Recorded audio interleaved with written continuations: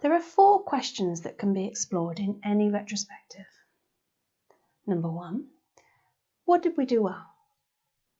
It is important to start on a high and congratulate each other on the work well done. It is also necessary to record it so that the successes and the way it was obtained is not forgotten.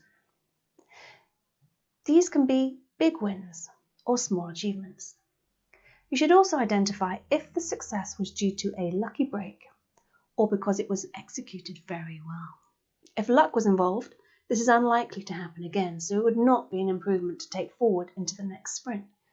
An example of an improvement to be repeated could be, we invited the product owner to the stand-up meeting as an observer, which helped him to reprioritize the product backlog when he understood our challenges.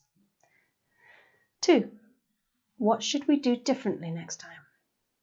This is a more tactful way of saying what went wrong. It is geared towards getting frank discussion and feedback on issues that arose. The phrasing also suggests that we need a solution or mitigation to apply if the situation arises again in the next sprint. 3, what did we learn? This is where each team member applies some introspection to how they work.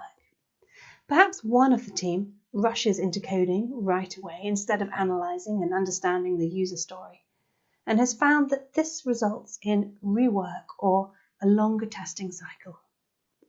This is also an opportunity for team members to share experiences. 4, what still puzzles us? This question unearths potential risks and knowledge gaps in an unthreatening way. Framing the problem as a question invites the rest of the team to respond and agree that they have a similar challenge. You may have noticed that first of all, these are pretty comprehensive questions for reviewing the work under discussion. Secondly, the questions are all framed positively. There is much opportunity for playing the blame game in retrospectives, and one of the best ways to avoid this is by using positive language in discussing what happened. While these questions in themselves are simple, getting the right answers is much more complex. If you are facilitating the meeting, you must ensure that everyone has an opportunity to contribute and offer an opinion, and that they do so.